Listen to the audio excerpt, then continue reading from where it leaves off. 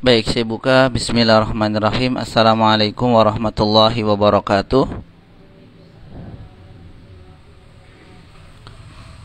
Innal hamdalillah nahmaduhu wa nasta'inuhu wa nastaghfiruh wa na'udzu billahi min shururi anfusina wa min sayyiati a'malina. Man yahdihillahu fala mudilla lahu wa man yudlil fala hadiya lahu. Asyhadu an la ilaha illallah wahdahu la syarika lah wa asyhadu anna Muhammadan abduhu wa rasuluh. Allahumma salli ala Muhammadin wa ala ali Muhammad. Qala ta'ala, a'udzu billahi as-sami'il 'alimi minasy syaithanir rajim. Ya ayyuhalladzina amanu taqullaha haqqa tuqatih wa la tamutunna illa wa antum muslimun. Tsumma amma ba'du. Wa qala Rasulullah sallallahu alaihi wasallam, fa inna astaqal hadithi kitabullah wa khairal huda huda Muhammadin sallallahu alaihi wasallam wa syarrul umuri muhdatsatuha wa kullu muhdatsatin bid'ah wa kullu bid'atin dhalalah. Baik ibu-ibu yang dirahmati Allah Subhanahu wa taala, dengan memanjatkan puji dan syukur kita kehadirat Allah Subhanahu wa taala, pada pagi yang mulia ini alhamdulillah Allah Subhanahu wa taala mempertemukan kita kembali, di mana Allah Subhanahu wa taala memudahkan untuk bersama-sama kita melanjutkan jihad kita sebagai hamba Allah Subhanahu wa taala, jihad fi sabilillah, yakni jihad untuk menuntut ilmu agama, di mana ini merupakan satu ibadah yang diwajibkan oleh Allah Subhanahu wa taala untuk kita sebagai hamba Allah. Dalam hadis yang sering kita baca, kita dengar, bahkan kita sudah hafal, Nabi kita Muhammad sallallahu alaihi wasallam bersabda, "Talabul ilmi fariidatun ala kulli muslim," atau kama qala an-nabiy sallallahu alaihi wasallam. Menuntut ilmu itu adalah merupakan kewajiban bagi setiap muslim. Ilmu yang dimaksud dalam hadis yang mulia ini adalah ilmu din, ilmu agama, ilmu syar'i, di mana keutamaan menuntut ilmu ini, yang melakukan ibadah di pagi hari ini itu memiliki banyak keutamaan, di mana keutamaannya di antaranya adalah sebagaimana Nabi sallallahu alaihi wasallam bersabda, "Man salaka tariqan yaltamisu fihi ilma, sahalallahu lahu bihi tariqan ilal jannah." Barang siapa yang mengadakan perjalanan,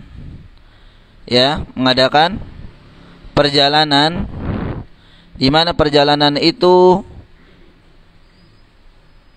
diniatkan atau bertujuan untuk mendapatkan ilmu, maka sahalallahu lahu bihi tariqan ilal jannah, maka dengannya Allah Subhanahu wa taala akan memudahkan baginya memasuki surga Allah Subhanahu wa taala. Satu tempat yang indah, satu tempat yang didambakan oleh seluruh kaum muslimin, bahkan didambakan oleh seluruh makhluk Allah Subhanahu wa taala. Ya, keindahan yang tidak pernah atau belum pernah dirasakan, belum pernah terpikirkan, ya. Kebahagiaan di sana, kebahagiaan abadi.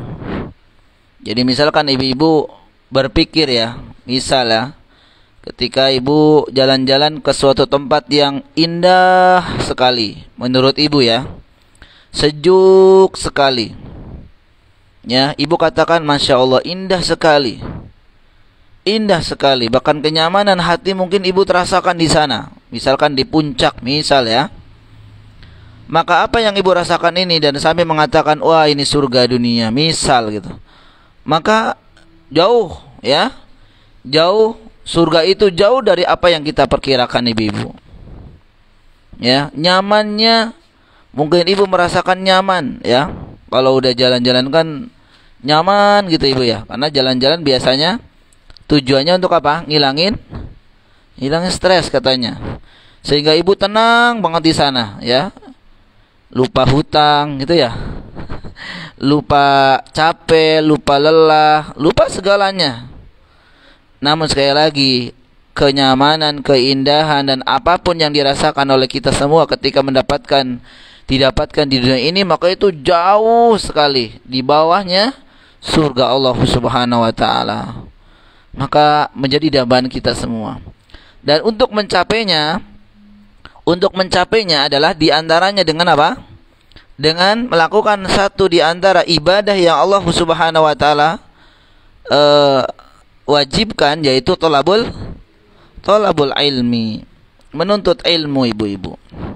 Maka berbahagialah ibu-ibu yang dirahmati Allah Subhanahu wa taala, yang mudah-mudahan, ya, pertemuan di pagi yang mulia ini adalah merupakan pertemuan yang akan, ya, mendapatkan satu keutamaan di antaranya yang disebutkan oleh Nabi sallallahu alaihi wasallam adalah mendapatkan surga Allah Subhanahu wa taala. Dan masih banyak keutamaan-keutamaan yang lainnya. Ya.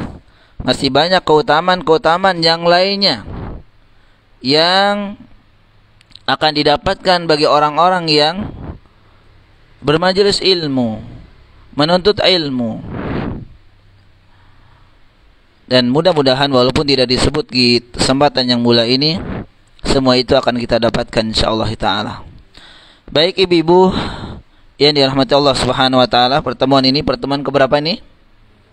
Ke-13. Masya Allah, ya. Ke-13. Pertemuan ke-13.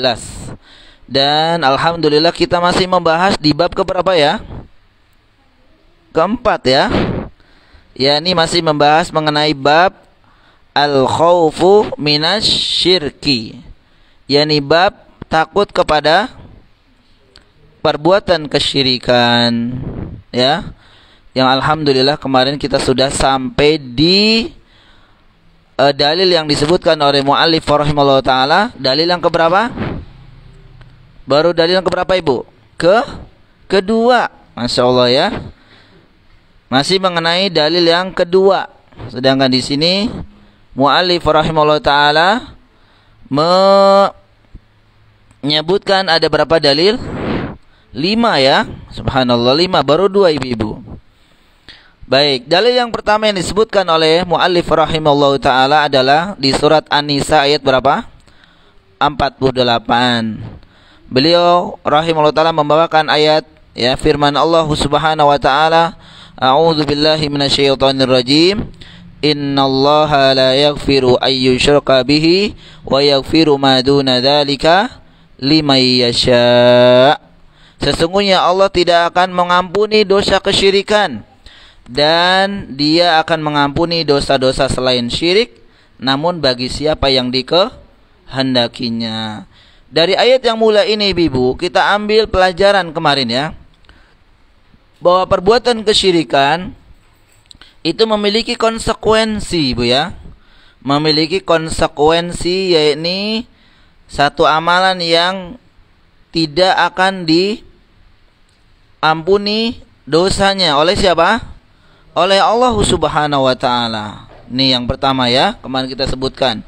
Dosa yang tidak akan diampuni. Artinya ketika seseorang telah meninggal dunia, ya, kemudian masa hidupnya di permukaan bumi ini dia telah berbuat kesyirikan dengan syirkul akbar, syirik yang besar, dan kemudian sampai meninggalnya dia tidak bertaubat. Jadi maksud dari orang yang tidak diampuni dosanya, yaitu dosa kesyirikan, adalah mereka lah orang yang ketika hidupnya berbuat kesyirikan dengan syirkul akbar, namun kemudian ketika Allah cabut nyawanya tidak sampai bertaubat. Nah, ini, ibu, ya. Jadi jangan salah arti ini, bu.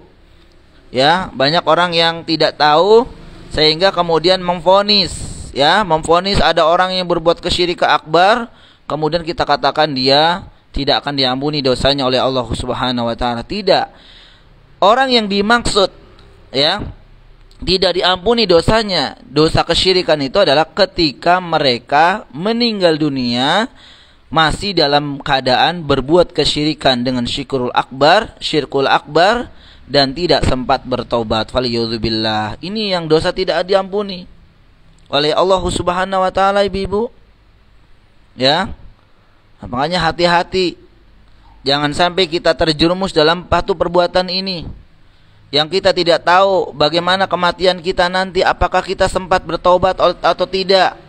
Apakah kita sempat diberikan kesempatan oleh Allah Subhanahu wa taala untuk mudah bertaubat atau tidak. Jadi jangan menggampangkan nanti saya taubatnya di akhir. Kapan? Ya barangkali faliyudzubillah ketika dalam berbuat kemaksiatan dengan maksiat syirku billah kemudian Allah wafatkan, dan itu banyak orang-orang yang meninggal dunia namun kesyirikannya masih menempel di dalam dirinya. Dan inilah yang disebutkan innallaha la yaghfiru ayyushraka bih. Sesungguhnya Allah tidak akan mengampuni dosa kesyirikan. Orang yang berbuat kesyirikan namun tidak sempat bertaubat sebelum meninggalnya. Ini yang pertama.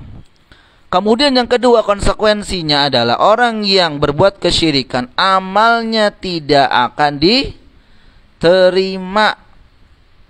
Ya. Amalnya tidak akan diterima oleh Allah Subhanahu wa taala.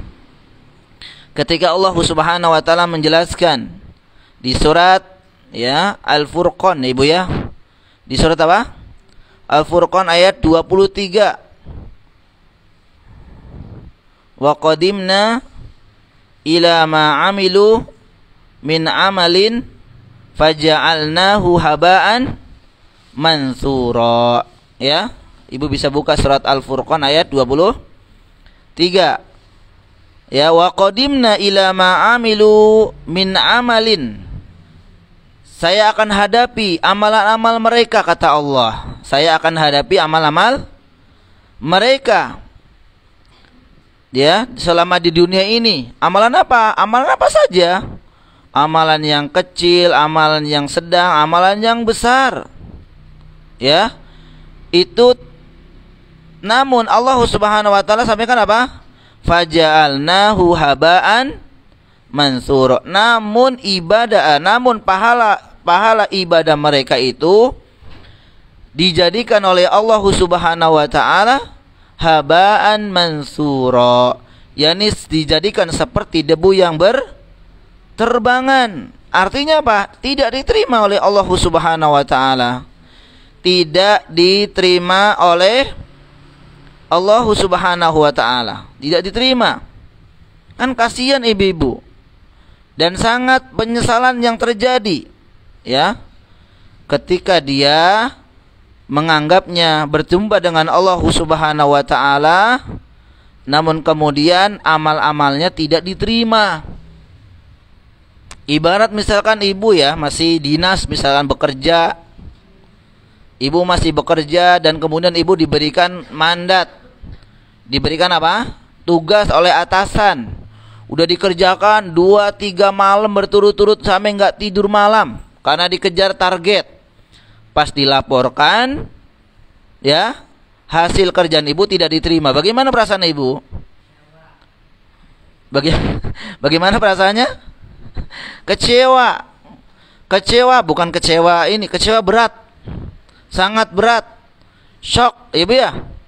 Udah ninggalin ya, biasanya misalkan ibu udah nggak ngurusin anak-anak karena terkait dengan pekerjaan di kantor. Namun ternyata ketika sudah selesai pekerjaan ibu dibatalkan oleh Allah Subhanahu wa taala. Tidak diterima oleh siapa? Oleh Allah Subhanahu wa taala. Tentu bagaimana perasaannya? Nah, penyesalan kalau di dunia masih ada kesempatan kalau di dunia ibu. Kata ibu, ya udah 3 hari lagi saya kerjakan. Oh, gitu kan ya? Tapi kalau di akhirat apakah bisa?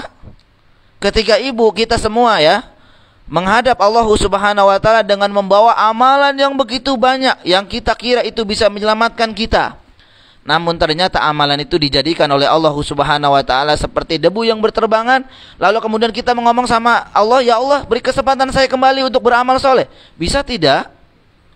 Mustahil, tidak akan bisa. Dan inilah yang diminta oleh siapa? Orang-orang mujrim, orang-orang yang berdosa, ibu-ibu. Diceritakan di surat As-Sajdah ya. Walau tara idil mujrimuna nakisu ru'usihim inda rabbihim. Tuh, ketika orang-orang mujrim, orang-orang yang berdosa itu berdiri di hadapan Allah Subhanahu wa taala, kemudian mereka menundukkan pandangannya, tidak berani mematap Allah. Nah, dan kemudian mengatakan apa? Rabbana absarna wa sami'na farji'na na'mal salihan inna muqinun. Inilah permintaan mereka, ibu-ibu. Mereka menundukkan pandangan, menundukkan mukanya itu karena menyesal. Karena menyesal. Mereka belum pernah atau meninggalkan amalan-amalan yang dulu diperintahkan untuknya. Maka mereka mengatakan apa? Farji'na, ya Allah ya Rabbi, kembalikan aku ke dunia ini. Ya, kembalikan aku ke dunia. Kira-kira apa yang mereka akan lakukan ketika dikabulkan oleh Allah Subhanahu wa taala? Na'mal soliha, kami akan melaksanakan amal-amal soleh. Inna muqinun, sesungguhnya kami adalah orang-orang yang yakin. Artinya yakin, kalau saya dikembalikan ke dunia, saya akan berusaha untuk melakukan amalan. Itu walaupun bilang yakin, belum tentu kalau Allah kabulkan. Barangkali kalau udah ke dunia lagi, lupa lagi. Bener nggak, Bu? Kayak kita ya. Yuk, Pak, Ibu, kita ke tanah suci. Oh, nanti kalau udah punya uang banyak. Kalau udah punya uang banyak, lupa. Ya, aduh, enggak ah. Sayang ya. Sayang. Lebih baik buat beli tanah. Biar beli tanah. Nongol tanah saya di mana-mana gitu, Ibu ya. Lupa. Inilah orang-orang mujrim akan meminta kepada Allah agar mereka dikembalikan, ibu-ibu dirahmati Allah Subhanahu wa taala, dan itu tidak akan mungkin terjadi ya. Makanya ada satu kisah, ibu percaya nggak kalau ada orang mati balik lagi ke dunia? Percaya nggak? Kalau ibu percaya, berarti percaya juga orang yang ke dunia ke rahim lagi gitu ya. Iya kan? Ibu ke rahim lagi bisa nggak? Nggak bisa. Sama, dari udah alam ke sana udah nggak bisa kembali lagi. Tapi ada kok. Tapi si fulan kok biasanya batuk di samping rumah saya kok kedengeran juga. Misalkan ya, loh, bapak itu bukannya udah meninggal, kok dehem lagi gitu ya? Nah, itu ada penjelasan sendiri ya. Ada korinnya, ada jinnya yang selalu mendampingi dia, kan nggak mati dia. Dia tahu tentang posisi bagaimana kebiasaan orang yang meninggal tadi. Dia lakukan di dunia sehingga ada yang mengatakan, oh, si fulan kembali lagi. Nah, ini ya. Ini talbis syaitan, jangan sampai diyakini. Baik. Kemudian juga disebutkan kemarin, seluruh amalnya itu bukan hanya tidak diterima, tapi akan digugurkan oleh Allah Subhanahu wa ta'ala. La in asyrakta la yahbatanna amaluka wa la takunanna minal khasirin. Jika engkau Muhammad itu berbuat kesyirikan dengan syirik akbar, maka akan gugur seluruh amalmu dan engkau termasuk orang-orang yang merugi. Walau asyraku la habita anhum ma kanu ya'malun. Di surat Al-An'am ayat 88. Kalau mereka yaitu nabi seluruhnya berbuat kesyirikan, maka akan gugur seluruh amalan mereka. Ya, akan gugur seluruh amalan mereka.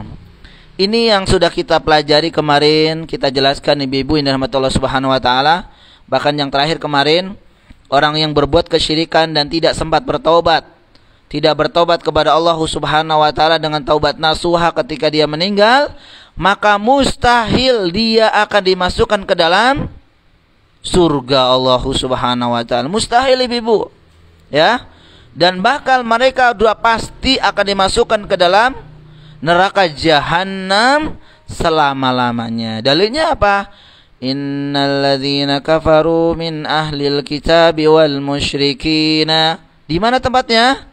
fi nari jahannam khalidina fiha, neraka jahanam dan di dalamnya selama-lamanya. Faliyadzubillah, faliyadzubillah, faliyadzubillah.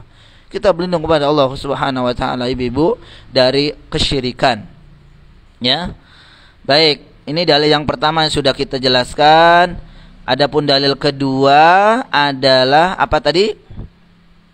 Dalil kedua itu berbunyi apa, Ibu? yakni tentang doa siapa? Doa Nabiullah Ibrahim alaihissalam. Ya, Rabbi ja'al Rabbi apa bunyinya? Wa baniya an na'budal ya wajnubni wa baniya an na'budal asnam. Ini doa siapa? Doa Nabiullah Ibrahim alaihissalam yang mendoakan beliau sendiri dan mendoakan siapa? Anak keturunannya. Ya.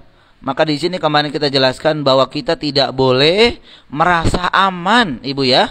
Merasa aman dari perbuatan dosa yang tidak diampuni oleh Allah Subhanahu wa taala ketika mereka meninggal dunia tidak bertaubat, yaitu dosa kesyirikan.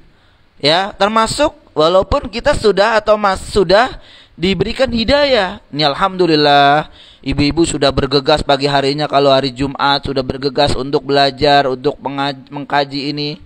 Itu berarti udah insya Allah ini dorongan dari mana? Dari iman dan tauhid, ibu-ibu.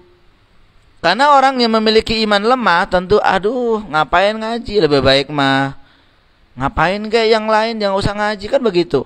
Jadi dorongan semangat kita untuk belajar, beribadah, itu dorongan iman dan tauhid kita, ibu, itu tanpa terasa seperti itu. Ringan kita untuk melakukan amal ibadah. Tapi kalau ada orang yang ditawarin, ayo bu ngaji, ayo bu sedekah, ayo bu ini, mikir yang ya membandingkan dengan Allah, daripada ngaji malah lebih baik dagang. Apa ya? Dia pikirannya dunia terus. Ya, sedangkan kalau memang kita misalkan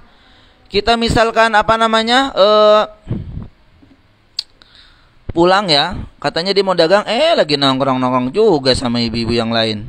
Ya. Kadang-kadang seperti itu, lebih baik menuruti hawa nafsunya dibanding apa?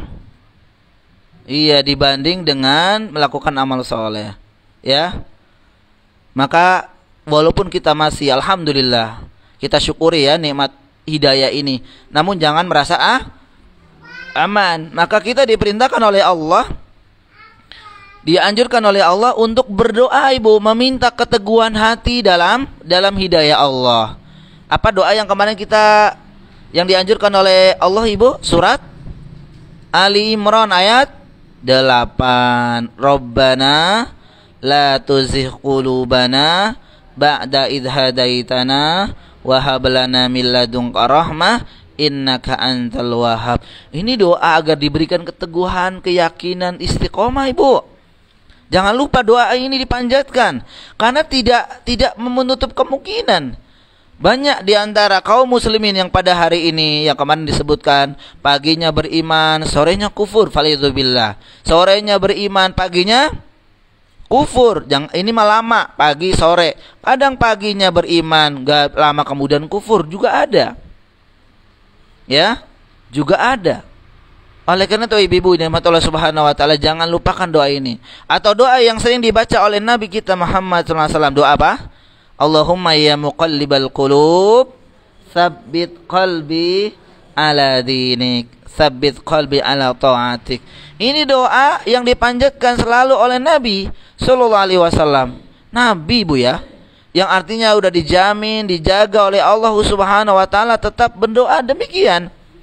Apalagi lah kita yang tentu seharusnya lebih berdoa kepada Allah Subhanahu wa taala dengan doa yang demikian ini. Ya, karena hidayah, nikmat hidayah ini adalah nikmat yang paling agung. Anugerah Allah Subhanahu wa taala yang paling agung, ibu. Jika seseorang diberikan hidayah ini, artinya Allah menghendaki kebaikan bagi dirinya. Yakinlah ibu-ibu. Ya, walaupun mungkin ya kadang-kadang orang tuh melihat dari keadaan, ya Allah, aku udah sholat, ya Allah, aku udah ngaji, tapi aku miskin terus, ya Allah, gitu ya. Itu jangan terus. Kalau usaha mau lain lagi. Usaha silakan ikhtiar. Ya, jangan dibanding-bandingkan. Nanti akhirnya apalah, daripada sholat juga nggak punya duit, sholat nggak usah sholat gitu ya. Jangan. Karena kehidupan ini adalah kehidupan yang ujian, Ibu, penuh dengan ujian. Ya, toh yang diberikan harta banyak juga diuji sebenarnya itu ya. Karena ujian itu kata Allah juga bukan hanya kebaikan, tapi juga keburukan ya. Baik, itu yang sudah kita bahas. Kita lanjut di dalil yang ketiga. Dalil yang keberapa? Yang ketiga, yang bunyinya apa, Ibu? Iya.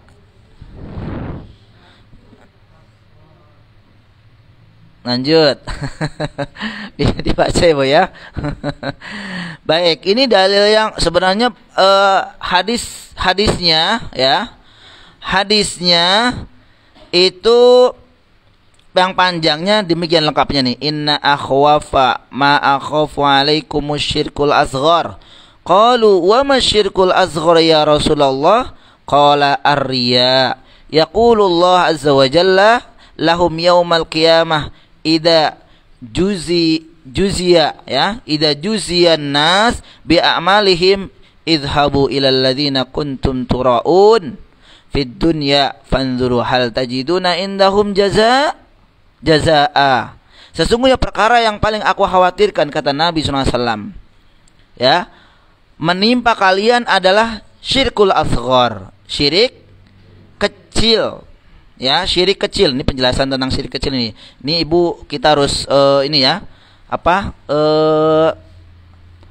agar disimak dengan benar karena memang nanti biar jelas ya. Mereka para sahabat berkata atau bertanya kepada Nabi SAW, wahai Rasulullah, wa ma syirkul asghar? Syirik kecil itu apa ya Rasulullah? Seperti itu kata mereka para sahabat. Qala sallallahu alaihi wasallam ar-riya. Yang dimaksud dengan syirik kecil kata Nabi sallallahu alaihi wasallam adalah riya. Riya. Pada hari kiamat ya, tatkala manusia dibalas amal perbuatannya, maka Allah Subhanahu wa taala berkata kepada orang yang riya. Orang yang riya tadi, apa kata Allah ya di hari kiamat? Ya, idhabu ilal ladzina kuntum turauna fid dunya. Kata Allah, pergilah kalian kepada orang-orang yang dahulu kalian riya kepada mereka. Maksudnya apa? Riya itu artinya apa? Riya itu artinya apa, Ibu? Asal katanya dari kata ro'a ya. Ro'a yuro, ro'a yuro. Ro'a itu artinya melihat. Yuro artinya dilihat. Maksudnya adalah orang yang riya adalah orang yang berbuat amal soleh, tapi niatnya untuk dilihat orang dengan tujuan untuk mendapatkan pujian, sanjungan, balasan dari dia. Itu namanya riya. Memperlihatkan, Ibu, nggak usah ngomong, tapi memperlihatkan. Oh, besok saya mau ngaji ya. Aduh, mau ganti baju yang mana ya? Harus ganti setiap minggunya, harus ganti nih saya. Ya. Iya kan?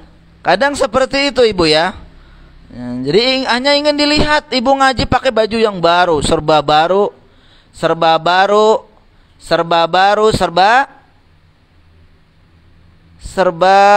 model baru lah gitu ya. Nah, itu riya namanya. Ada yang setara dengan riya itu apa, Bu? Kalau riya itu memperlihatkan amalan, ada satu lagi, sum'ah. Sum'ah artinya apa? Sami'a, yasma'u artinya apa? Mendengar.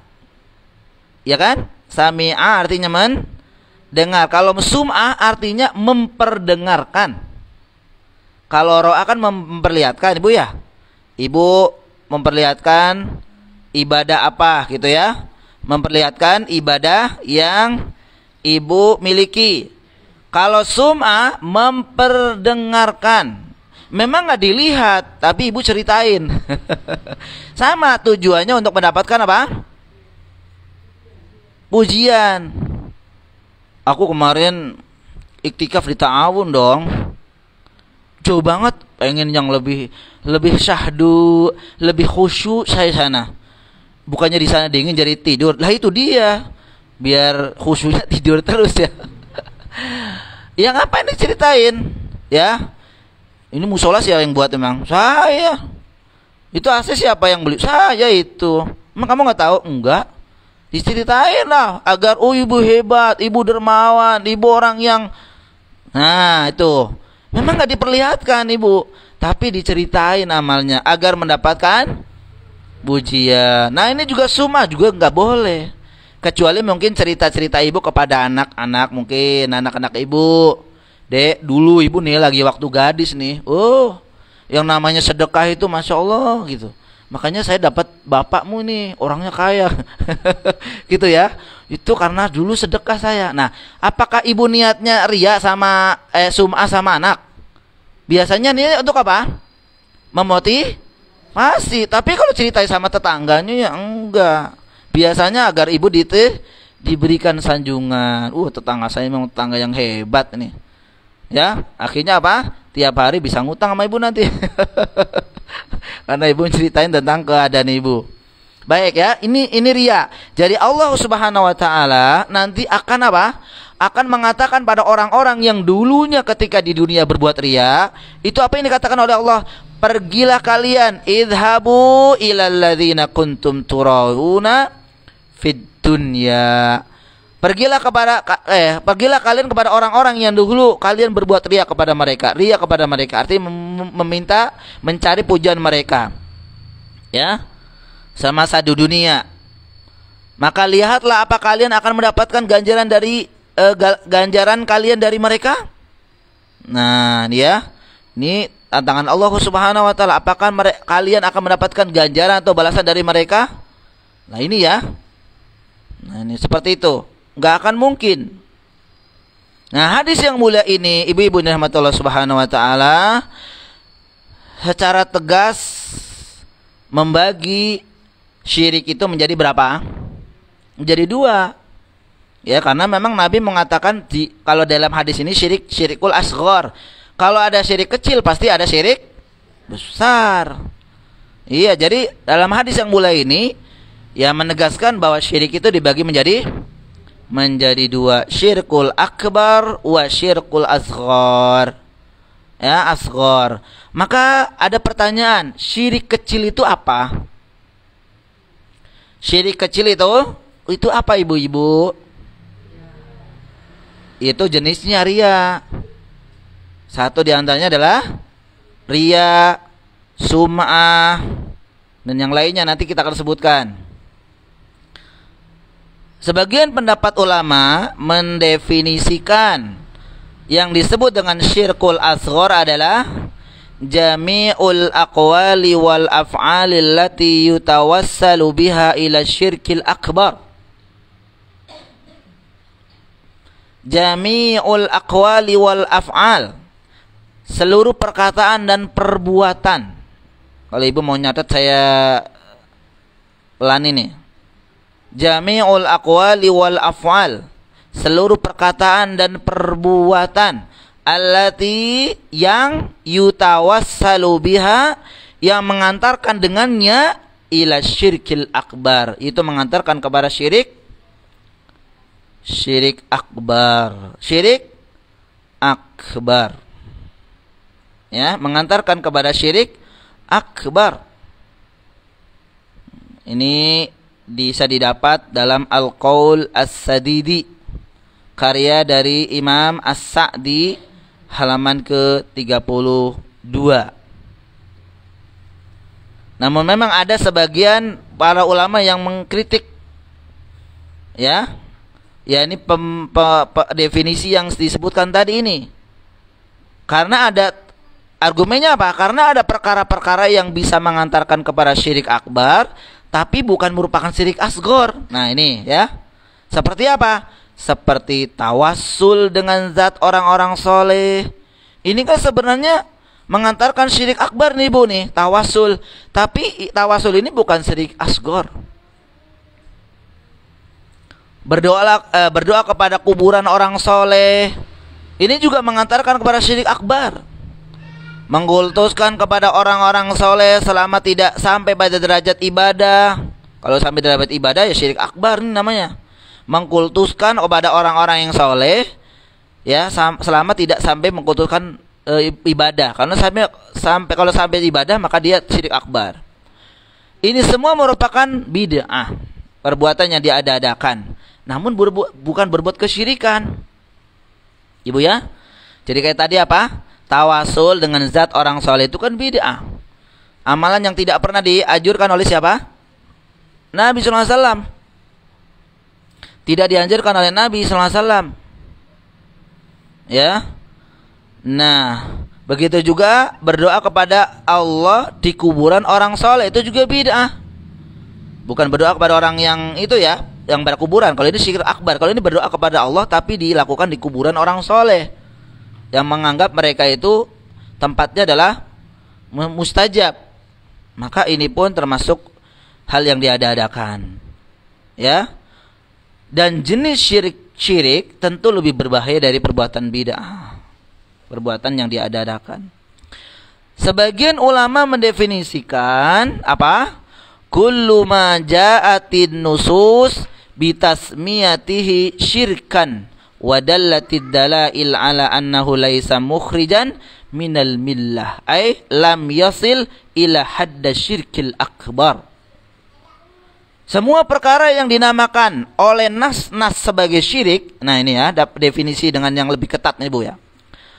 Semua perkara yang dinamakan oleh nas itu sebagai syirik, akan tetapi dalil-dalil menunjukkan bahwa perkara tersebut tidaklah mengeluarkan pelakunya dari Islam. Tidak, yang derajatnya tidak sampai syirik akbar. Jadi yang disebut dengan syirik asghar itu adalah semua perkara yang dinamakan atau disebutkan oleh nas-nas itu sebagai syirik. Itu namanya syirik asghar itu, Bu. Ya, semua perkara yang dinamakan atau disebutkan oleh nas sebagai syirik itu merupakan syirik asghar. Akan tetapi dalil-dalil itu menunjukkan ya bukan atau tidak sampai mengeluarkan pelakunya dari derajat Islam. Itu namanya syirik asghar. Contohnya apa? Misal ya, menyembelih untuk selain Allah, bersumpah untuk selain Allah. Nanti kita akan sebutkan di bab-bab berikutnya insyaallah, termasuk syirkul asghar dan di mana yang syirik akbar. Baik, nah Ibu ya. Definisi ini sebagian ulama mengatakan hanya membatasi syirik kecil ibu ya. Pada contoh-contoh yang datang akan dalil seperti riya, ya, tatayyur. Nah ini syirik kecil ini, memakai jimat, mengatakan apa? Masya Allah wa syi'ta, di atas kehendak Allah dan kehendakmu, itu juga nggak boleh. Ya. Baik. Sebagian ulama, ibu-ibu rahmatullah subhanahu wa ta'ala, menambahkan syirik itu dibagi menjadi 3. Syirik itu dibagi menjadi 3. Yang pertama syirik akbar, yang kedua syirik asghar, yang ketiga syirik khafi. Nah, ada sebagian ulama yang menjelaskan ada 3 syirik ibu. Syirik khafi itu syirik yang bagaimana? Khafi itu artinya tersembunyi. Tapi wallahu a'lam bishawab, ya, yang sebenarnya adalah syirik khafi itu masuk kepada dalam syirik besar dan kecil. Karena syirik besar ada yang khafi, ada juga yang tidak khafi. Syirik kecil demikian juga, ada yang khafi, ada juga yang tidak khafi. Jadi syirik khafi itu udah masuk ke syirik akbar dan syirik asghar. Nah, ini Ibu ya. Nah, nanti insya Allah kita akan sebutkan macam-macam syirik akbar, syirik asghar ya. Namun perbedaannya apa ini Ibu? Antara syirik akbar dan syirik asghar. Menurut Ibu apa coba? Yang pernah Ibu tahu tentang perbedaan syirik akbar dengan syirik asghar apa? Syirik akbar itu menghapuskan seluruh amal Ibu nih. Syirik akbar itu menghapuskan seluruh amal. Jadi misalkan ada orang ya ibu ya, selama hidupnya beribadah, mulai dari yang kecil, dia kecil sampai dengan dia dewasa meninggal dia berbuat kesyirikan dengan syirkul akbar, maka ketika meninggal dunia tidak bertaubat kepada Allah Subhanahu wa taala, faliyudzubillah, maka hapuslah semua amalnya. Mulai dari kapan? Mulai dari dia kecil. Ya Allah, faliyudzubillah ya. Ini orang yang paling apa ibu? Merugi. Capek, lelah, namun kemudian dia tidak sampai mendapatkan pahala apa yang dia dapatkan. Baik, syirik akbar menghapus seluruh amal. Adapun syirik kecil hanya menghapuskan amalan yang disertainya saja. Nah, ini perbedaannya ibu-ibu yang dirahmati Allah Subhanahu wa taala. Ibu melakukan ibadah salat, melakukan ibadah puasa, melakukan ibadah umroh, haji, tilawatul Quran, sedekah, wakaf, dan ibadah-ibadah yang lain. Mana yang dihapuskan pahalanya? Ibadah yang dihapuskan pahalanya adalah ibadah yang ketika dilakukan itu ada syirik kecilnya. Ya. Awalnya nih Bu ya, awalnya Ibu kemarin mah Ibu pas ngaji mah awal-awal enggak ada ria, enggak ada apa dalam hati enggak ria, murni. Namun kemudian mungkin ada misalkan ada apa sih namanya kesempatan. Wih, ada Pak Heru ini ngaji ya. Misal ya. Akhirnya ibu langsung apa namanya lah. Biar ibu itu dilihat. Oh, ini panitianya ya. Ibu ini ternyata. Maka amalan yang lalu insya Allah diterima Allah Subhanahu wa taala dan tidak dihapuskan pahalanya. Namun amalan yang sekarang ini yang disertai dengan syirik asghar, ingin ria, ingin dilihat, maka amalan inilah yang hapuskan. Jadi tidak semua amalan ibu-ibu. Tidak semua amalan, tidak. Ya, dan ini syirik kecil ini Masya Allah ya. Syirik yang sangat tersembunyi. Makanya subhanallah ya, bagian para ulama mengatakan apa? Hal yang paling berat adalah meluruskan niat. Hal yang paling berat adalah meluruskan niat. Oh, dari rumah mah udah ikhlas lillahi ta'ala. Di jalan, bertemu dengan teman, bertemu dengan siapa, kadang syaitan masuk di sana. Syaitan itu masuk di sana. Ya. Tapi sekali lagi, perbedaan yang pertama antara syirkul akbar dan syirkul asghar, syirik akbar menghapuskan seluruh amalan. Masya Allah. Faliyudzubillah. Adapun syirik kecil menghapuskan amalan yang menyertainya saja, yang disertainya saja. Baik, yang kedua, perbandingan atau perbedaan antara syirkul akbar dengan syirkul asghar. Yakni yang kedua, syirik akbar itu mengakibatkan pelakunya kekal di api neraka jahanam. Dalilnya apa? Tadi disebutkan, banyak disebutkan kan?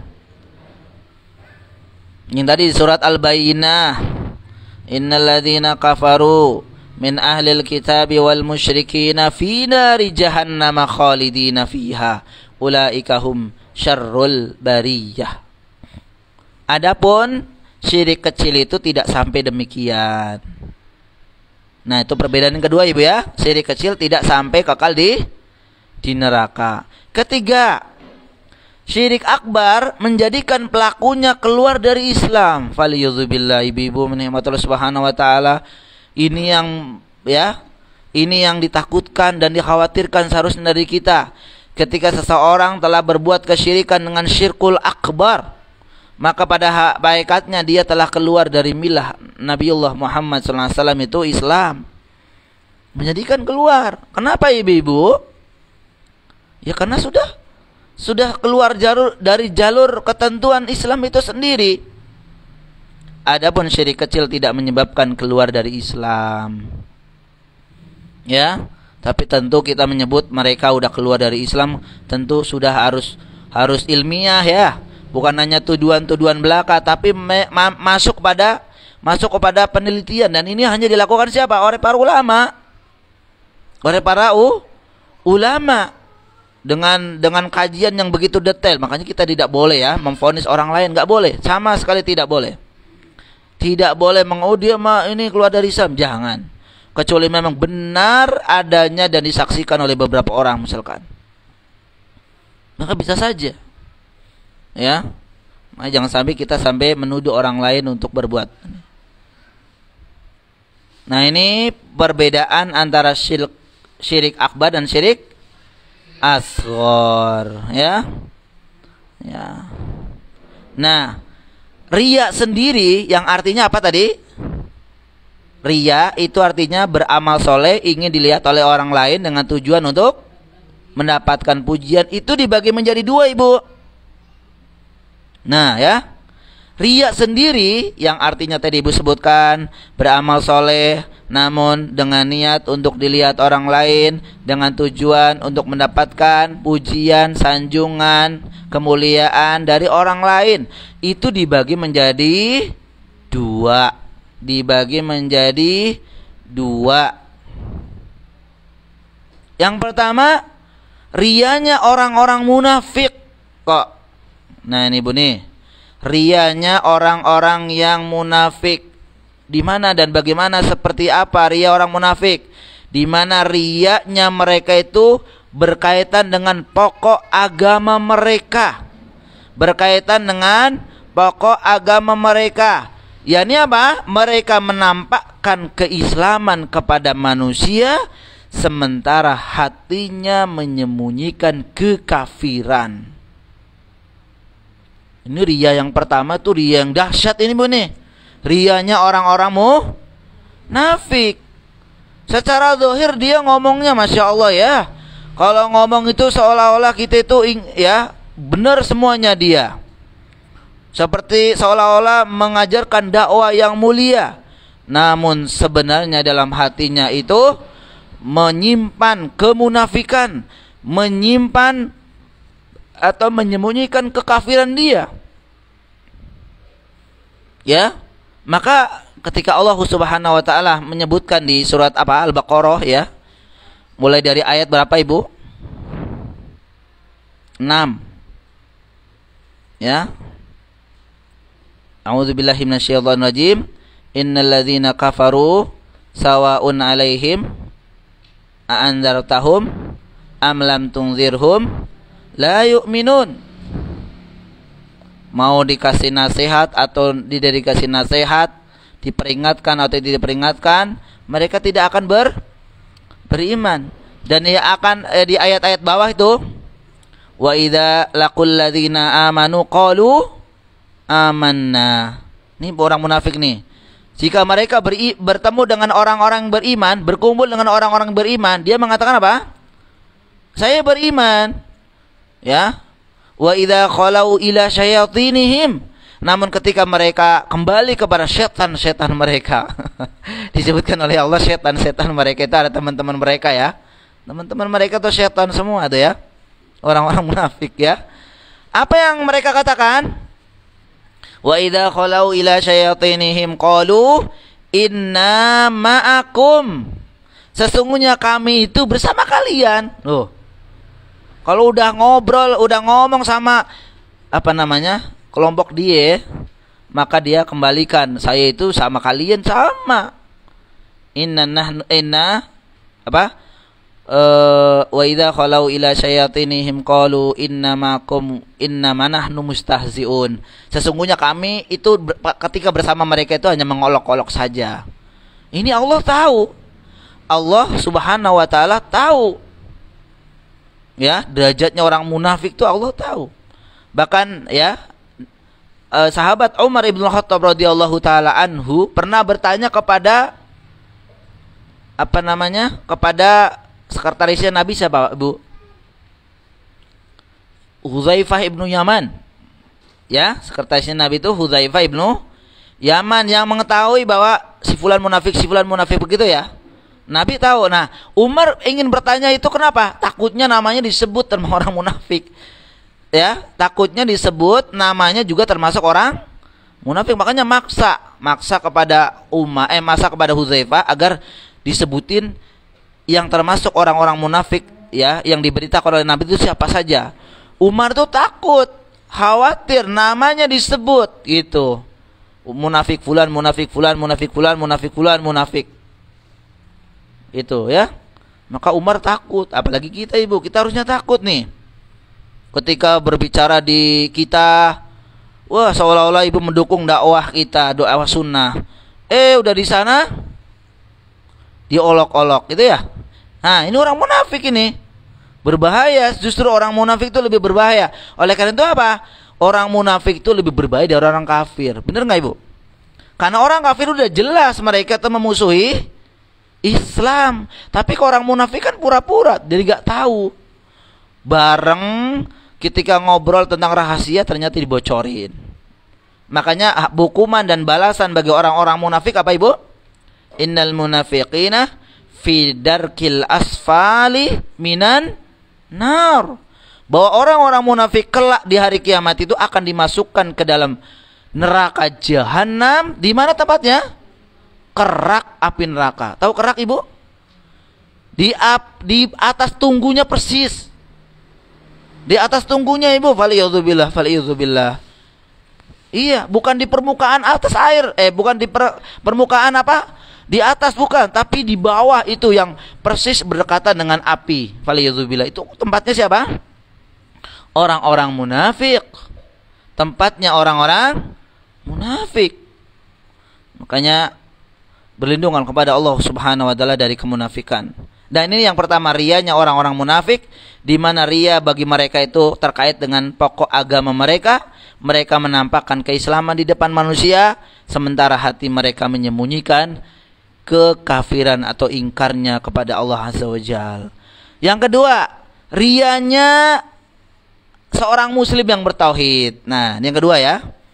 Riyanya seorang muslim yang bertauhid. Ya, mudah-mudahan ya kadang-kala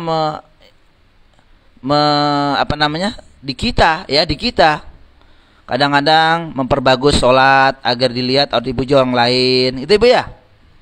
Sesekali kan bukan begitu ibu. Ya. Apalagi pas lebaran bagus-bagusan baju ya. Baju lebaran bisa 5 ya. Sehari bisa dipakainya 5. Ya. Baginya 5. Kemudian juga menampakkan sedekahnya gitu ya. Ketika ibu tidak disebut namanya protes. Wih, nama saya kok nggak disebut? Ya, kurban pertama ibu ini. Lupa tuh panitianya menyebutkan ibu ini. Protes. Saya nggak disebut. Ya. Ya bukannya ibu udah ngomong, hamba Allah. Iya. Gitu ya, hamba Allah. Tapi di situ tulis blockchain nomor 34. Dia dipikirin, blockchain nomor 34 siapa? Pak Enjum ya. Lah, itu bukan hamba Allah lagi kalau gitu. Sebut aja namanya. Kan aneh ya. Aneh orang sekarang tuh ya, hamba Allah tapi alamatnya disebutin blockchain nomor 34. Pasti kan orang tahu. Udah jangan hamba Allah gitu ya. Tapi memang boleh saja sebenarnya disebut buat memotivasi ya. Boleh. Atau dia menampakkan apa sih namanya ketika membaca Al-Quran itu diindah-indahin. Ibu lagi baca lagi di rumah sendirian gitu ya, baca biasa gitu. Ternyata ada tamunya bapak, tamunya suami. Nah, ibu bacanya dibagusin. Kenapa? Biar dipuji. Ini juga kadang kadang kita lakukan. Kemudian juga ada orang ya nih, para ustadz nih memperbagus ceramahnya ya, dibuat-buat agar ketawa gitu ya, dibuat-buat agar apa? Sanjung. Faliyadzubillah. Ya, ini kondisi-kondisi bagi orang yang seorang muslim yang bertauhid. Dia bertauhid tapi kadang-kala terjerumus terjatuh dalam riya. Nah, seperti ini. Nah, Maka ibu-ibu ini rahmat Allah Subhanahu wa taala, keadaan seseorang muslim yang bertauhid ketika berbuat riya, maka ada beberapa kondisi nih Bu. Nah, ini Ibu harus paham nih. Kondisi seseorang ketika seorang muslim tentu ya, bukan orang munafik ya, yang bertauhid pula, dalam kondisi tertentu itu amalannya tercampur dengan riya, maka ada beberapa kondisi nih. Yang pertama yang Bu nih. Jika sejak awal nih dia orang yang muslim bertauhid pula, tapi sejak awal dia memang mengerjakan suatu amalan tujuannya ingin dipuji. Sejak awal Ibu, sejak awal. Sebelum sholat, sebelum berdakwah, sebelum umroh, sebelum haji, memang ingin dipuji. Bukan karena betul-betul ibu pengen niat ke sana, ya Allah aku pengen ke tanah suci, karena pahalanya di sana kalau di Masjid Nabawi 1000 kali, kalau di Masjidil Haram 100.000 kali. Aku pengen di sana ya Allah, pengen beribadah di sana ya Allah. Tapi bukan niat ini, tapi niatnya karena aduh saya punya uang banyak, masa sih saya nggak ke sana? Orang-orang yang nggak punya uang aja pada pengen ke sana, saya nggak ke sana, saya malu lah. Ya, malu lah saya. Uang begitu banyak juga. Nah, niatnya adalah agar ingin di ini. Akhirnya mengadakan tasyakuran sebelum berangkat. Ibu ya, nanti sambutan dari ibu siapa yang mau umroh, mau haji, ngomong gitu ya. Ya di sana, di ceramahnya atau di sambutannya. Memang niatnya ingin dipuji. Maka apa yang terjadi jika hal demikian terjadi Ibu nih? Nih, maka amalannya terhapus secara total dari awal hingga akhir. Ayo. Ini Bu ya. Kalau amalannya memang dari awal meniatkan untuk ingin dipuji, ingin disanjung, ingin diistimewakan oleh orang lain, maka amalan ini jika sampai akhir tidak berubah, maka amalan tersebut dari awal sampai akhir total terhapus pahalanya. Nah ini Ibu, ini yang pertama nih ya, paham ya? Baik, yang kedua nih.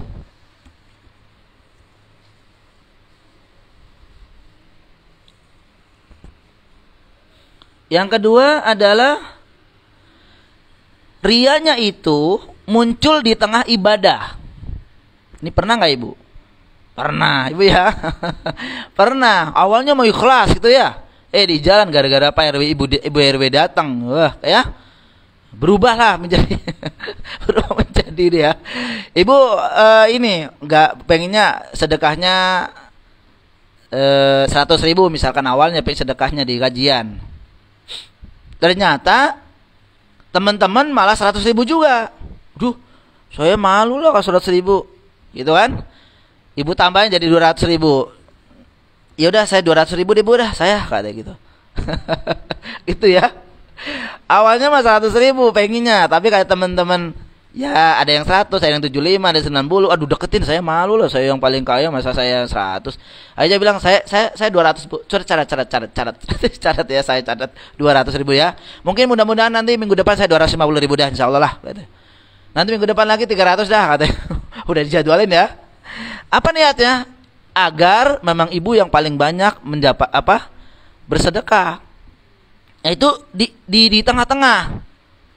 Namun ia tidak berusaha melawan Bu. Tidak berusaha melawan. Ibu lagi sholat, baru rakaat pertama. Rakaat pertama mau ikhlas. Pas ibu rakaat kedua,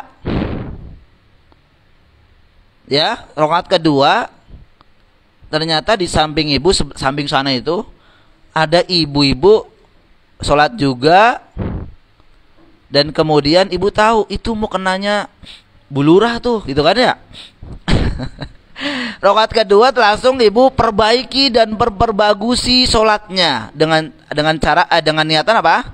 Ingin dipuji oleh orang, Bu Lurah tadi misal.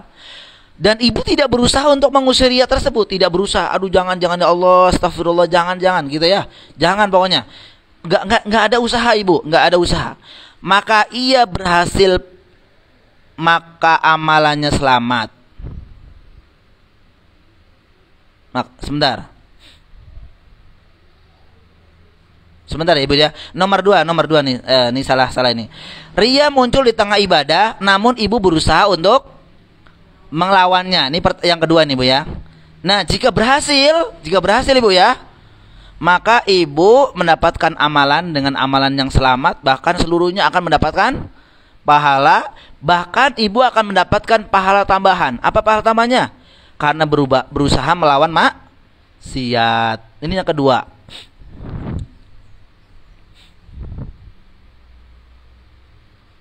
Yang kedua ya.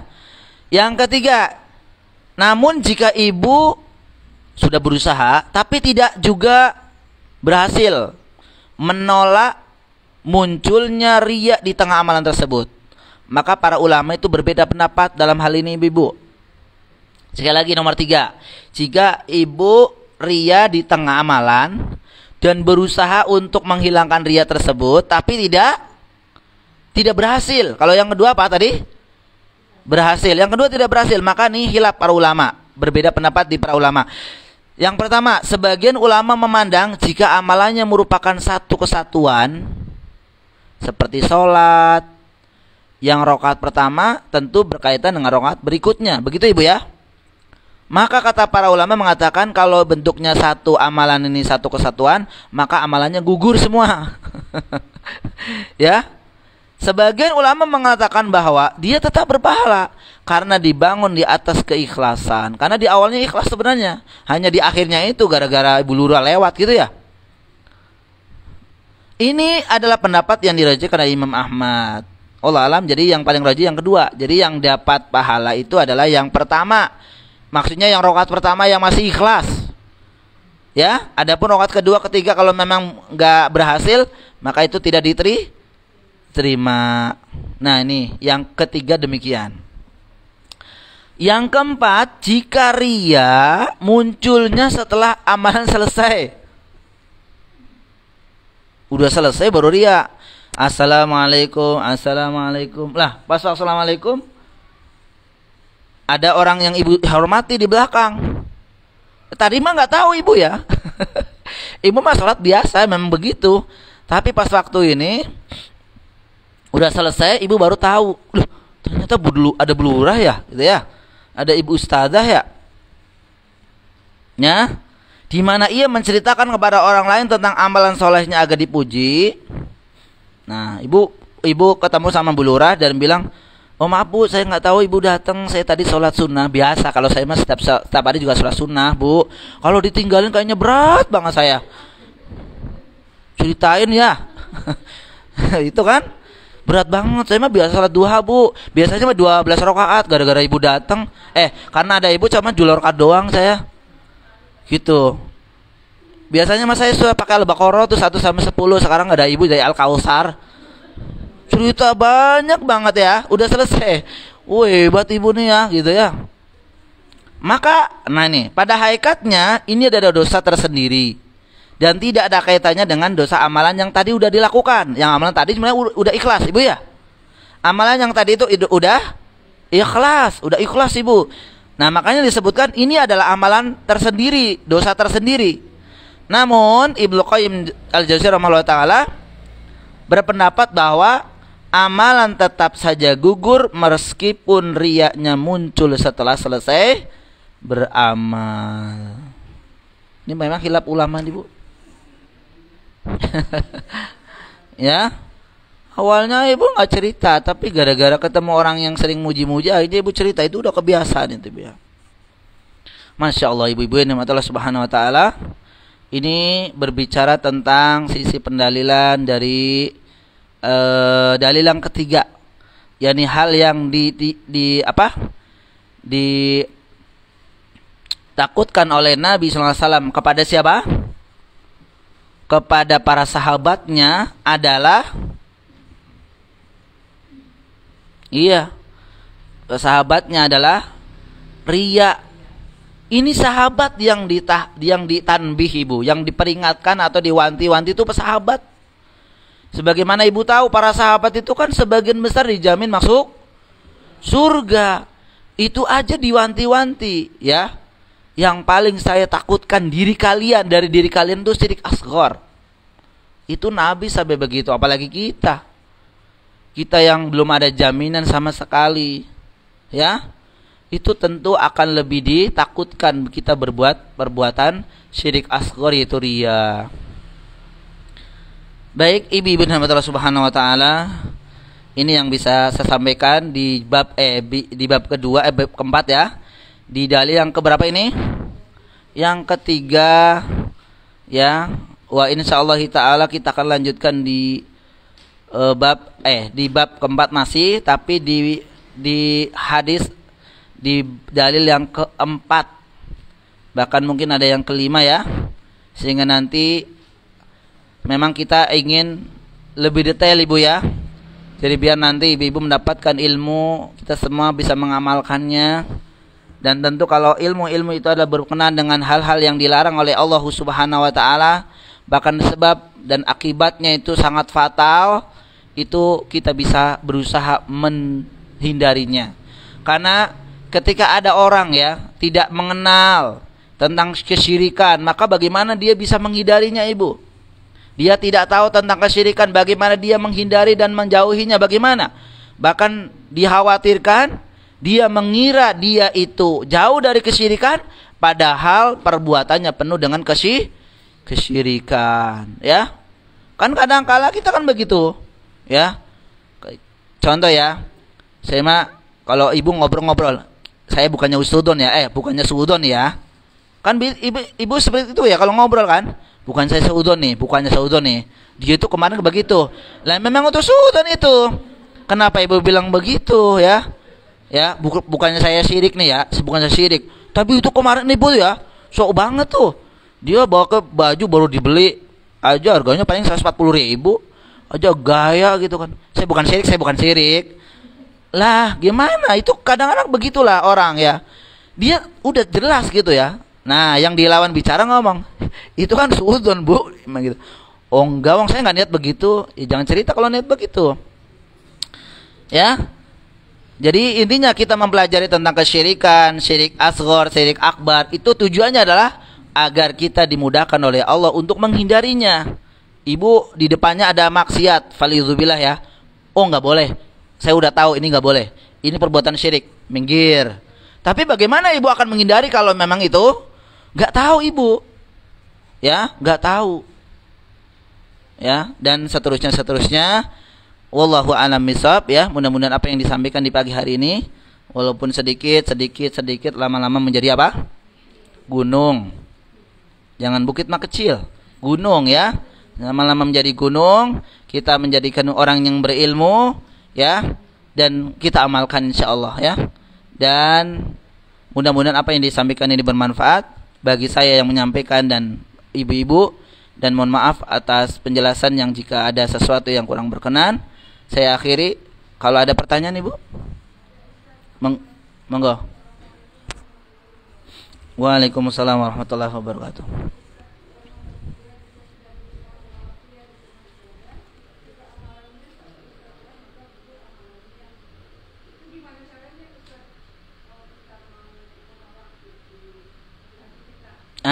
Ya di hati kita nih. Contoh ya, pas sholat ya. Sholat, ibu lagi udah rakaat kedua nih, sholat maghrib lah. Pas kemudian datanglah ria di rakaat ketiganya misalkan. Dan ibu tahu bahwa itu ria. Aduh, ini ria nih, ria. Ibu mungkin dengan banyak istighfar dalam hatinya, astagfirullah, jangan. Ya Allah, jangan saya berbuat ria, jangan. Saya bilang gitu kan. Dalam hati saya begitu, menolak aja gitu ya. Namun ternyata tetap aja ya ibu memiliki perasaan, aduh sayang nih kalau nggak dibagusin, mumpung bulura lagi mampir di masjid kita, gitu ya. Pokoknya dalam hati ibu akan lebih tahu ya, ibu yang lebih tahu. Berusaha lah intinya, berusaha. Apalagi orang yang tidak mau berusaha. Artinya apa? Ketika memang tadi ya, ini hanya contoh, ibu bukan bulura, itu bukan bulura beneran ya. Siapa aja lah gitu kan ya. Ternyata ibu ria nih, udah dibiarin aja ria sampai akhir. Nah, itu apalagi kalau seperti ini. Yang berusaha aja itu ada berhasil atau tidaknya, apalagi yang tidak malah menyengaja. Wallahu a'lam bishawab Ibu. Jadi yang artinya berusaha itu maksudnya adalah berusaha untuk dalam hatinya itu jangan ya Allah aku pengen niat karenamu saja, seperti itu. Makanya kalau demikian kan astagfirullah. Ya, dalam salat boleh enggak beristighfar boleh? Boleh tidak? Boleh ya? Boleh. Jadi ketika Ibu misalkan juga dari imam, jadi imam ibu-ibu, Ibu baca surat apa lupa, istighfar. Astagfirullah wa atubu ilaih, astagfirullah wa atubu ilaih ya. Nah, jadi yang dimaksud dengan berusaha itu ya dalam hati Ibu berusaha untuk mengelak. Jangan sampai niat yang tadi diniatkan untuk dipuji itu diteruskan. Ya. Ya, dan seterusnya lah. Insya Allah Ibu tahu hati-hati kita masing-masing ketika dalam keadaan seperti itu. Nah, ada emang ini tambahan Ibu ya. Bagaimana jika ada orang mau beramal nih ya, awalnya ikhlas nih mau beramal, tapi kemudian mau beramal atau ya mau beramal kemudian masuklah ria. Maksudnya ria, maksudnya gini, masuklah sesuatu yang memang membahayakan, bisa ria gitu. Dia bilang nggak jadi gitu, dan kemudian dia menggagalkan amalan tersebut. Misalnya nih, Ibu mau sedekah ya, misalkan ya, mau sedekah, misalkan berapapun, ternyata mau sedekah, aduh nggak jadi dah. Ada si fulan misalkan, atau ibu bapak-bapak pada liatin saya nanti takut saya ria. Akhirnya apa? Ibu gagalin nggak jadi sedekahnya tadi. Maka bagaimana kedudukan orang ini?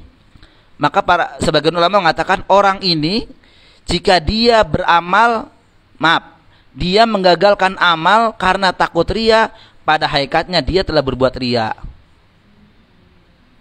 Gimana Ibu? Jika ada orang ingin beramal, awalnya ikhlas, pengen ikhlas, namun kemudian menggagalkan karena takut ria, maka pada hakikatnya dia telah berbuat ria. Terus gimana solusinya? Sedekah saja dan berusaha untuk ikhlas. Sekali lagi memang ikhlas itu, hati itu memang niat dalam hati itu memang betul-betul apa? Betul-betul berat Ibu memang. Tapi jangan gagalin gara-gara Ibu takut ria, maka itu termasuk bagian dari ria. Baik, demikian Ibu ya, Allah a'lam bishawab. Ada lagi Bu? Monggo. Siap.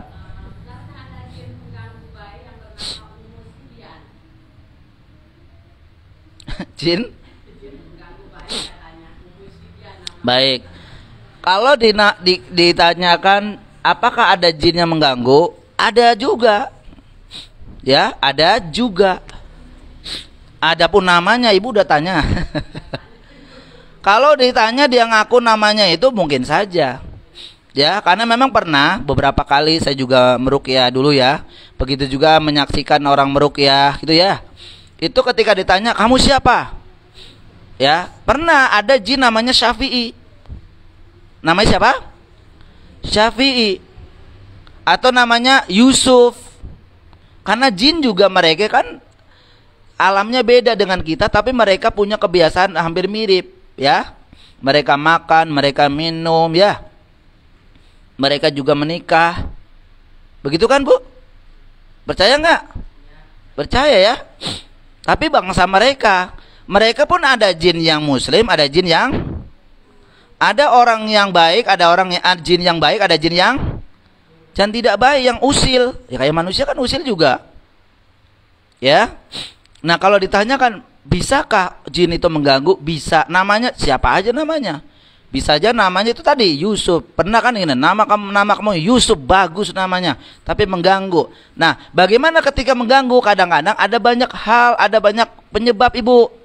Satu diantaranya, kenapa jin mengganggu kita, anak kita dan seterusnya? Karena kita juga mengganggu dia duluan.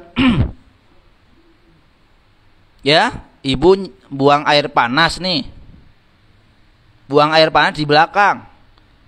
Asal buang aja, ternyata di situ ada anak-anak jin yang tersiram oleh Ibu. Dia pulang bilang sama bapak ibunya, dan datang kepada Ibu dan ganggu Ibu. Itu juga bisa. Makanya kalau buang sesuatu bismillah gitu Ibu ya, biar dia lari dulu. Jangan asal buang aja, ya. Atau karena jin itu apa namanya ya, suka pada ibu. Karena ibunya kalau dandan itu aduh ya, keluar maksudnya, bukan untuk suami. Jadi kalau keluar itu keluar rumah mau kemana, ngantar anak TK ke ya, mau ke pasar, mau pengajian, mau kondangan, itu kalau udah dandan berat banget ya. Itu bisa juga diikutin oleh siapa? Jin. Suka sama ibu. Saya pernah dulu ya di tahun 2012-an kalau tidak salah ya. Malam-malam saya ada yang ketok-ketok, Ustadz tolong ya, ada yang mau di ruqyah tengah 10 malam tuh. Saya datang. Ibu-ibu Bu. Dan kemudian dipegangin tuh ada 5 orang kali ya. Dipegangin sama orang-orang juga. Nah suaminya kebetulan belum pulang. Lagi di jalan dari kerja. Nah, ketika ditanya, ibu kenapa ganggu si fulanah ini? Najinya bilang apa? Apa ibu jawabannya dia? Habis dia bahenol katanya gitu ya. Dan sering dandan dia kalau keluar katanya gitu. Masya Allah ya. Hati-hati Bu. Diikuti sama jin ya. Iya. Kalau untuk di rumah untuk suami, makanya kan di rumah kalau mau tutup pintu bismillah ya Bu ya. Kalau mau tidur tutup gerbang, tutup pintu bismillah. Jin gak ikut tidur di rumah kita. Tutup jendela dan apa saja bismillah. Masuk kamar mandi juga bismillah. Biar jin tidak melihat kita. Iya, apalagi di dalamnya waktu itu ya. Waktu itu ada apa namanya ya? Gambar-gambar caleg. Gambar-gambar caleg ya. Calon legislatif yang waktu itu mau ada apa namanya pemilu kalau nggak salah, itu ditempel-tempel di rumahnya. Memang ganteng sih orangnya gitu ya. kayak apa artis India. Saya sobek-sobekin tuh. Ini yang menjadikan ini. Makanya memang sekali lagi Ibu ya, hindari kita dari hal-hal yang mengundang jin ke rumah kita. Seperti apa? Menaruh gambar-gambar ya. Foto-foto maksudnya Ibu jangan dipajang lah. Di album saja, jangan dipajang. Karena kalau foto Ibu dipajang, foto putri Ibu dipajang, apalagi yang udah gadis, nanti kalau ada tamu diliatin. Pak, istri Bapak cantik ya Pak. Gitu. Ini putri Bapak? Iya. Masya Allah cantik banget, cantik. Diliatin sama orang. Jangan, makanya jangan ya. Udah dihias pakai apa kayak pemandangan. Ya, lebih enak insyaallah. Ya, jadi bisa saja Ibu. Nama jinnya siapa tadi? Ya bisa saja Ibu kalau dia ngaku ya. Kadang-kadang memang kalau ditanya siapa nama kamu? Yusuf. Dari mana? Dari Bromo. Itu ya. Seperti itu. Wallahu a'lam bishawab. Wa jazakillah khair Ibu. Ada lagi? Kalau tidak ada saya tutup. Baik ya. Baik, sampai di sini mudah-mudahan apa yang sampaikan bermanfaat. Wallahu a'lam bishawab. Kalau ada salah dan ada kata yang kurang berkenan, mohon maaf. Dan kalau ada yang disampaikan salah, maka mudah-mudahan bisa dibenarkan di akan datang ya. Dan saya memohon ampun kepada Allah Subhanahu wa taala jika apa yang saya sampaikan ini adalah benar dari Allah dan salah adalah merupakan kebodohan saya pribadi. Kita akhiri pertemuan di pagi hari ini dengan doa penutup majelis. Subhanakallahumma bihamdika asyhadu an la ilaha illa anta astaghfiruka wa atubu ilaik. Assalamualaikum warahmatullahi wabarakatuh.